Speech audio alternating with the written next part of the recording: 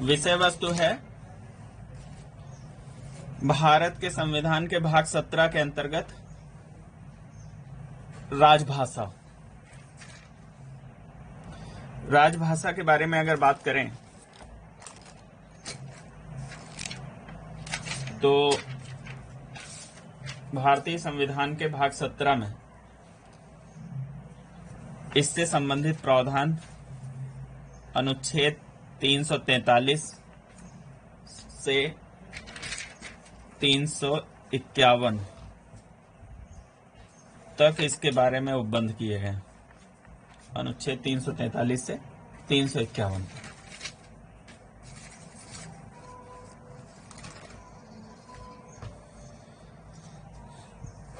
पहले तो इस पर विचार कर लें कि राष्ट्रभाषा क्या होती है और राजभाषा क्या होती है। किसे राष्ट्रभाषा कहेंगे? किसी राष्ट्र के संदर्भ में अगर बात करें तो समस्त राष्ट्र में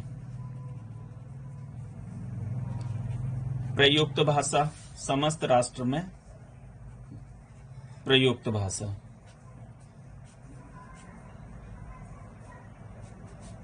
समस्त राष्ट्र में जन जन के विचार विनिमय का माध्यम।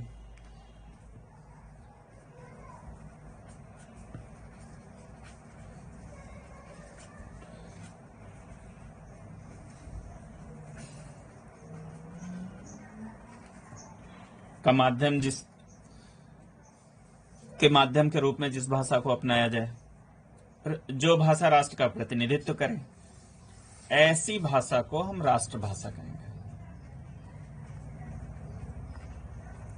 भारतीय संविधान में राष्ट्रभाषा के रूप में प्रावधान नहीं किए गए।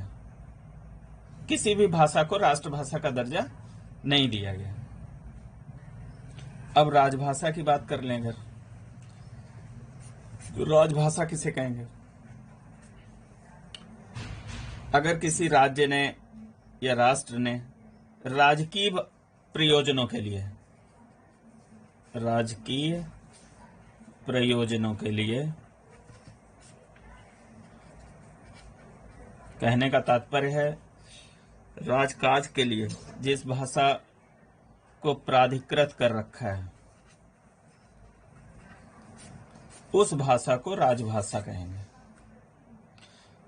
भारतीय संविधान का भाग 17 राजभाषा के संबंध में उपबंध करता है, जिसका अनुच्छेद 343 भारत की राजभाषा के रूप में हिंदी को स्वीकार करता है।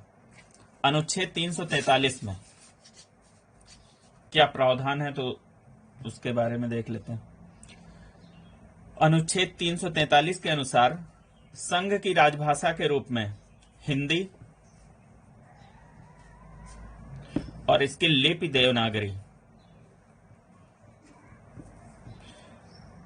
को स्वीकार किया गया तथा अंकों के अंतरराष्ट्रीय रूप को अपनाया गया। अंकों के अंतरराष्ट्रीय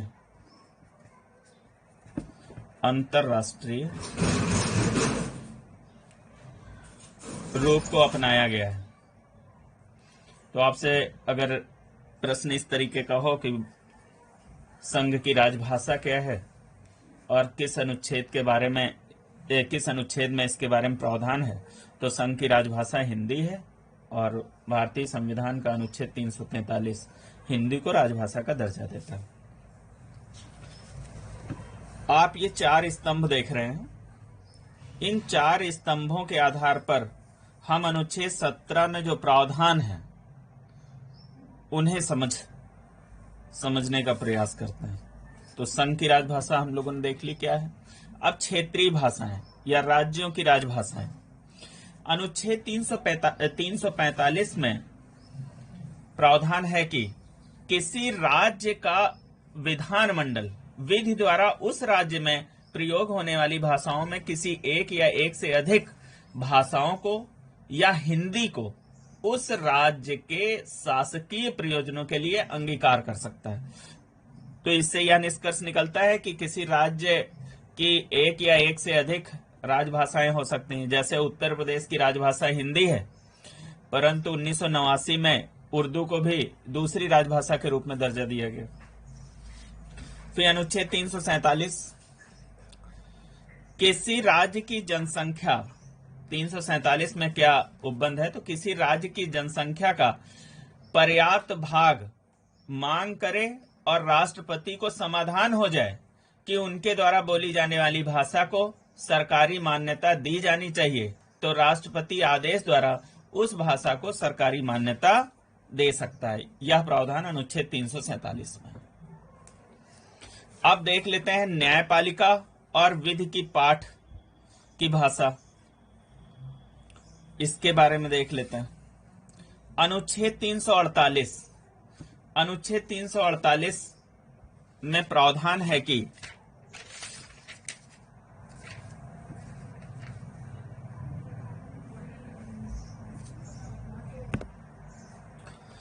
अनुच्छेद 348 में सुप्रीम कोर्ट, सर्वोच्च न्यायालय व उच्च न्यायालयों में और अधिनियमों, विधेयकों आदि के लिए प्रयोग की जाने वाली भाषा के संबंध में उपबंध किया गया। अनुच्छेद 348 में। अब अन्य विशेष उपबंध देख लेते हैं राजभाषा के संदर्भ में क्या है। अनुच्छेद 344 राजभाषा के संबंध में आयोग और संसद की समिति के बारे में उपबंध करता है। आयोग और संसद की समिति के बारे में उपबंध करता है। तो अनुच्छेद 344 में क्या है उसके संदर्भ में उसके संबंध में बात कर लेते हैं। अनुच्छेद 344 में राजभाषा के लिए आयोग गठित करने का उपबंध है, जिसमें प्रावधान है कि राष्ट्रपति संविधान के प्रारंभ से 5 वर्ष की समाप्ति पर तथा उसके बाद प्रत्येक 10 वर्षों की समाप्ति पर आदेश द्वारा एक आयोग गठित करेगा। यह आयोग एक सभापति और भिन्न भिन्न भाषाओं का प्रतिनिधित्व करने वाले अन्य सदस्यों से मिलकर बनेगा। तो राजभाषा के संदर्भ में आयोग का उपबंध जो है अनुच्छेद 344 में है। और ये राजभाषा आयोग जो है गृह मंत्रालय के अंतर्गत कार्य करता है और आयोग निम्नलिखित मामलों पर राष्ट्रपति को अपनी सिफारिश देता है। वो मामले कौन से हैं वो देख लेते हैं। शासकीय प्रयोजनों हेतु हिंदी का अधिक से अधिक प्रयोग, शासकीय प्रयोजनों हेतु अंग्रेजी के प्रयोग पर निर्बंधन, उच्चतम न्यायालय एवं उच्च न्यायालयों में प्रयोग की जाने वाली भाषा, प्रयोग किए जाने वाले अंकों का रूप, संघ की राजभाषा तथा संघ एवं किसी राज्य के बीच अथवा एक राज्य और दूसरे राज्य के बीच पत्र आदि की भाषा। आयोग से यदि और कोई भी अपेक्षा की जाए राष्ट्रपति द्वारा तो उसके संदर्भ में यह अपनी रिपोर्ट राष्ट्रपति को सौंपता है। अब प्रथम राजभाषा आयोग की बात करेंगे। प्रथम राजभाषा आयोग, तो प्रथम राजभाषा आयोग 1955 में बीजी खेर की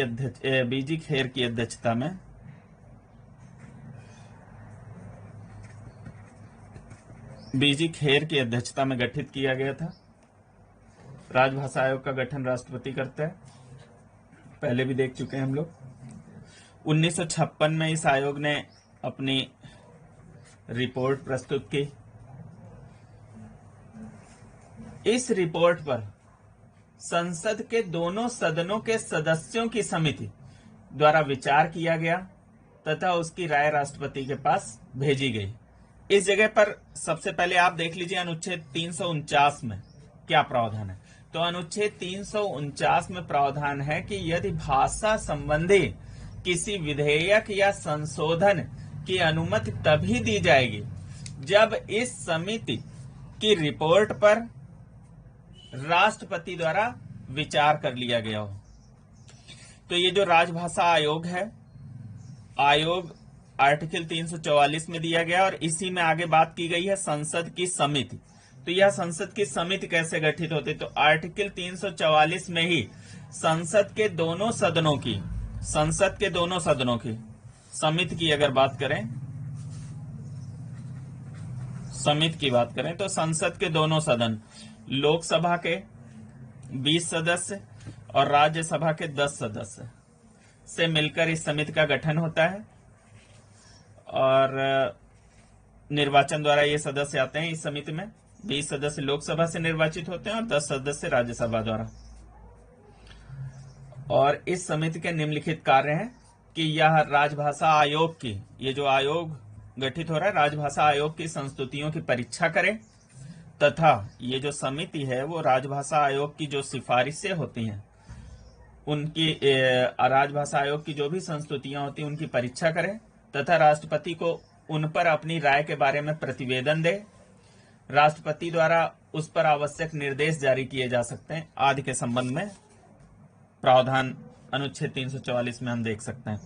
और अनुच्छेद 349 अभी आपने देख ही लिया, भाषा संबंधी किसी विधेयक या संशोधन की अनुमति तभी दी जाएगी जब इस समिति की रिपोर्ट पर राष्ट्रपति द्वारा विचार कर लिया जाए।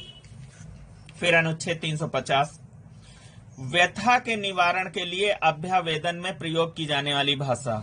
यदि किसी समस्या के संदर्भ में कोई प्रार्थना पत्र जो दिया जा रहा है या अभ्यावेदन जो दिया जा रहा है में प्रयोग की जाने वाली भाषा के संबंध में प्रावधान देखा जाए तो वो अनुच्छेद 350 में व्यवस्था है। अनुच्छेद 350 में कहा गया है कि प्रत्येक व्यक्ति किसी व्यथा के निवारण के लिए संघ या राज्य के किसी अधिकारी या प्राधिकारी को यथास्थित संघ में या राज्य में प्रयोग होने वाली किसी भाषा में अभ्यावेदन देने का हकदार होगा। फिर 350 का में देख लेते हैं। 350 का यह अनुच्छेद भारतीय संविधान में मूल रूप में नहीं था, इसे बाद में संशोधन द्वारा जोड़ा गया है। अनुच्छेद 350 का व ख मूल संविधान में यह अनुच्छेद नहीं थे। इन्हें 7वें संविधान संशोधन द्वारा 7वें संविधान संशोधन अधिनियम द्वारा 1956 में जोड़ा गया। तो 350 का में प्राथमिक स्तर पर मातृभाषा में शिक्षा की सुविधाएं हैं और 350 खा में भाषाई अल्पसंख्यक वर्गों के लिए विशेष अधिकारी का प्रावधान है। भाषाई अल्पसंख्यक वर्गों के लिए विशेष अधिकारी जो राष्ट्रपति द्वारा नियुक्त होगा। यह अधिकारी जो है किसके द्वारा नियुक्त होगा? तो राष्ट्रपति द्वारा नियुक्त। फिर 351 की बात करें अगर, अनुच्छेद 351 हिंदी भाषा के विकास के संबंध में उपबंध करता है। इसमें प्रावधान किया गया है कि संघ का यह कर्तव्य होगा कि वह हिंदी भाषा का प्रसार बढ़ाए, उसका विकास करे, जिससे वह भारत की सामाजिक संस्कृति के सभी तत्वों की अभिव्यक्ति का माध्यम बन सके। ये अनुच्छेद 351 में इसका प्रावधान है। अब अनुच्छेद 346 पर विचार कर लेते हैं। अनुच्छेद 346 में व्यवस्था है कि एक राज्य और दूसरे राज्य के बीच या किसी राज्य और संघ के बीच पत्र आदि की राजभाषा क्या होगी, इसका उपबंध अनुच्छेद 346 में किया गया। अब भाषा के संदर्भ में या हिंदी भाषा के संदर्भ में कुछ अन्य उपबंधों, कुछ अन्य प्रावधानों पर चर्चा कर लेते हैं। जो भारतीय संविधान है, भारत का संविधान, ये मूल रूप से अंग्रेजी में लिखा गया था। संविधान सभा के इस संविधान को आपने पढ़ा होगा कि संविधान सभा द्वारा अपनाया गया और संविधान सभा के अध्यक्ष सभा के अध्यक्ष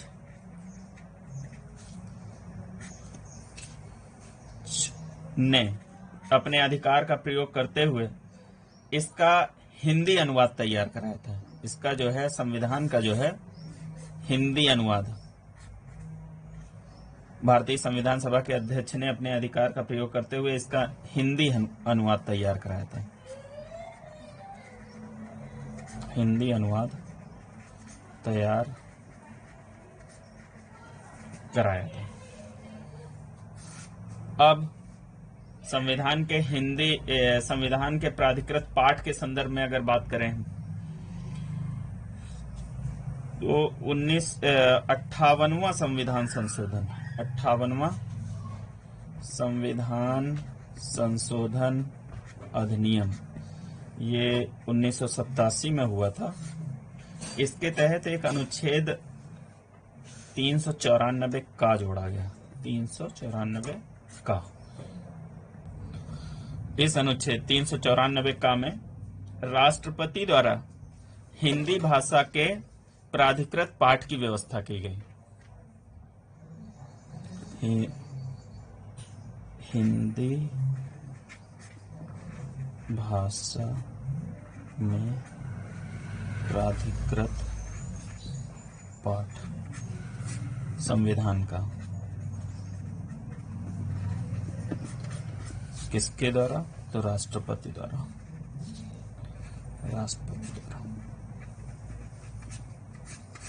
इस अनुच्छेद में उपबंधित किया गया।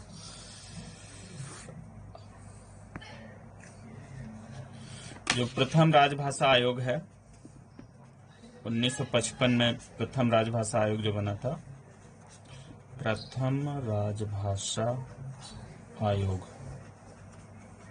अध्यक्ष बीजी खेर थे।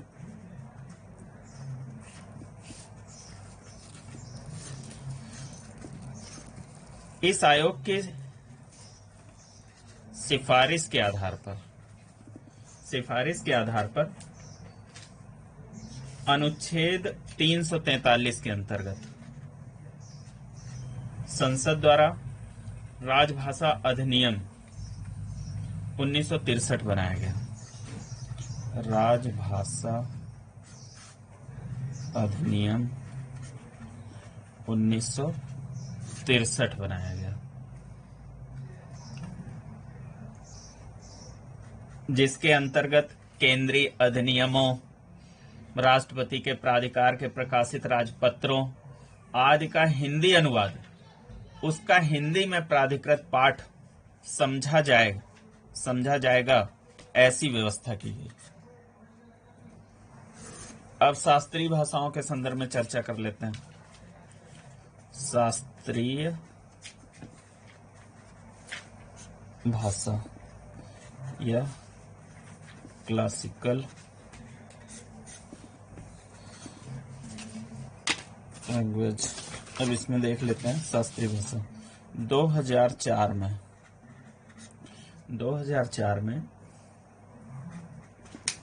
भारत सरकार ने शास्त्रीय भाषा श्रेणी बनाने का निर्णय लिया। शास्त्रीय भाषा श्रेणी बनाने का निर्णय लिया, जिसके मापदंड किसे शास्त्रीय भाषा माना जाएगा, इसके लिए जो मापदंड निर्धारित किया उसमें पहला है कम से कम 2000 वर्ष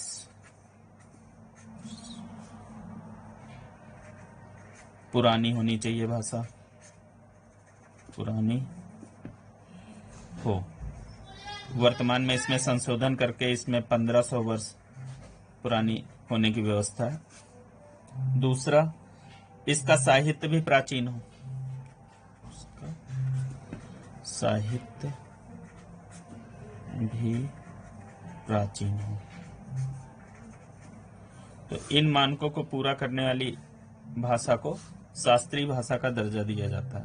तो 2005 में शास्त्रीय भाषा का दर्जा प्राप्त करने वाली पहली भाषा तमिल थी। तमिल थी, जो वर्तमान में अब 6 भाषाएं ऐसी हो गई हैं जिनको शास्त्रीय भाषा का दर्जा प्राप्त है, जैसे कन्नड़ हो गई है, तेलुगु, मलयालम, संस्कृत, उड़िया। तो ये 6 भाषाएं हैं जिनको शास्त्रीय भाषा का दर्जा दिया जा चुका है। पहली कौन सी थी? तो तमिल। मराठी को जो है शास्त्रीय भाषा घोषित किए जाने की मांग चल रही है, लेकिन वर्तमान में भी 6 भाषाएं हैं जिन्हें शास्त्रीय भाषा का दर्जा प्राप्त है। तमिल पहली शास्त्रीय भाषा है जिसे 2004-05 में शास्त्रीय भाषा का दर्जा दिया गया। राजभाषा को इंग्लिश में ऑफिशियल